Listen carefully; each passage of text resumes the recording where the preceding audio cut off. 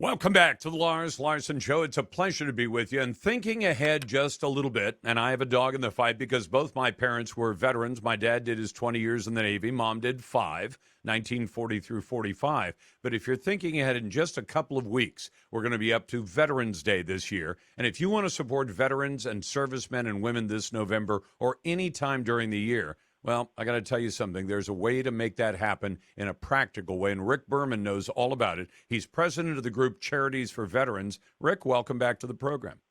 Thanks so much, Lars. Good to be with you. So this is a coalition of groups of different charities that benefit veterans' causes in America? Well, it's not a coalition of the groups, but we've put together what you might consider a consumer reports for veteran charities. And we've looked at 105 different charities, and we've rated them into three categories of highly recommended, and then the important category of not recommended. And we've got 52 charities that are popular with a lot of people that are in the not recommended category, and they collect over $1 billion a year.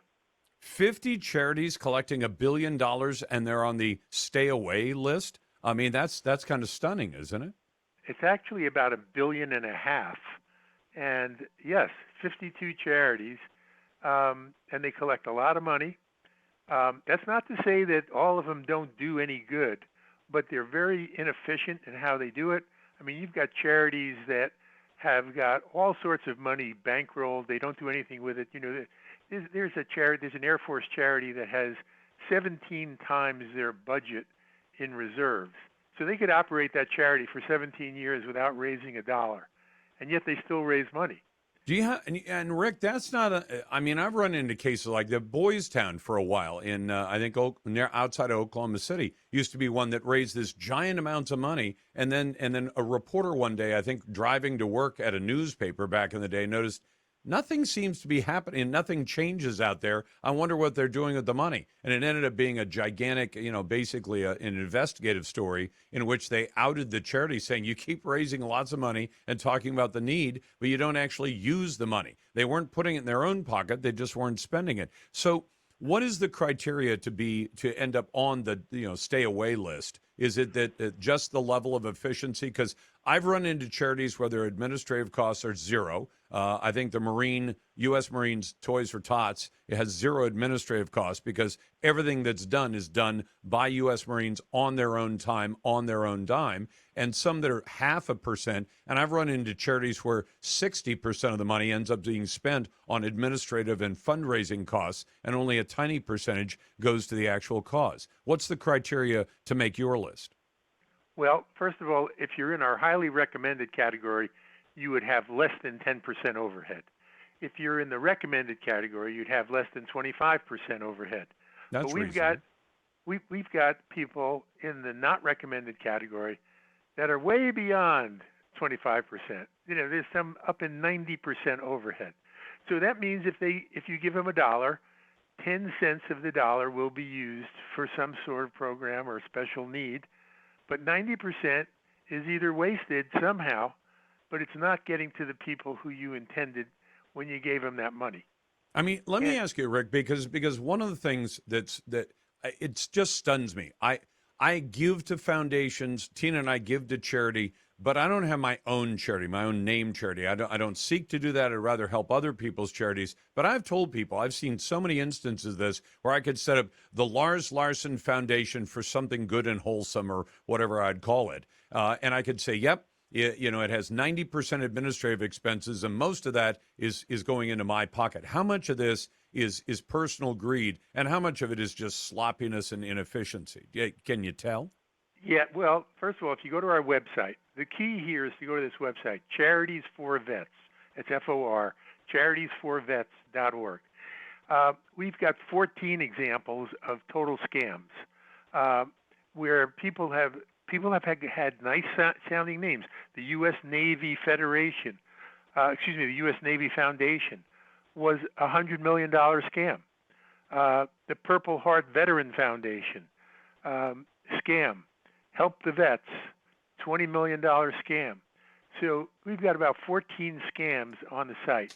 But out of those 52, I'm not telling you that those are scams. They are just poorly managed from a financial standpoint, poorly managed operations, just like there are poorly managed 7-Elevens.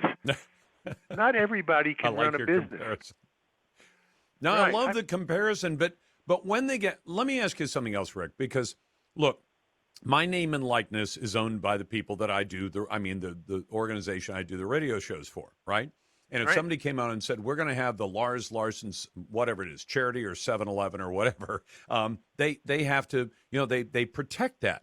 And I see states that protect terms like architect or architecture. You can't call yourself an architect unless you meet certain standards. Why doesn't the U.S. Navy go to the charities, say the U.S. Navy Foundation, and say, look, there's free speech, but that name is an official name of a branch of our service, and you can't just use it without asking. Yeah. Well, you know what? There have been situations where people have complained to the IRS and said you shouldn't give those people a tax-exempt status because they're a phony operation. There was a big New York Times report earlier this year or late last year where 76 charities that were cherry-picking names and just slightly changing them, 76 charities, they all had the same mailbox. And so some of these charities objected to the IRS that they were giving them tax-free status, and the IRS did nothing about it. And all 76 were certified as a nonprofit organization that they could raise money. I mean, people do this stuff all the time. You know, wounded warriors. Here's a great one for you. The wounded warrior term is very popular. Yes, it is. There are 63 charities with wounded warrior in their name. And so you might see this wounded warrior about this or wounded warrior about that, and you might think, hey, those are good people, and you give money to them. 63 organizations. And quite frankly, the Wounded Warrior Project, which is the big one, they're on our not recommended list.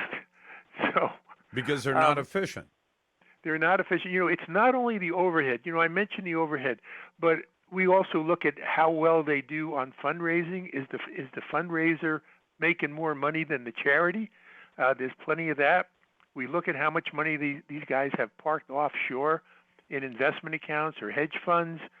We look at how about CEO salaries? Well, we report all the CEO salaries, but we don't ding them in their rating for it. But we do look at that. I just want people to be aware, because when I see a charity like Goodwill where they're paying hundreds of thousands of dollars to the person at the top, and then I see the Salvation Army where they're paying $70,000 to the guy or gal at the top, I see a big difference. You got to check this out, charitiesforveterans.org. That's charitiesforveterans.org. And his name is Rick Berman. Check him out before you give money at Veterans Day. You've got the Lars Larson Show.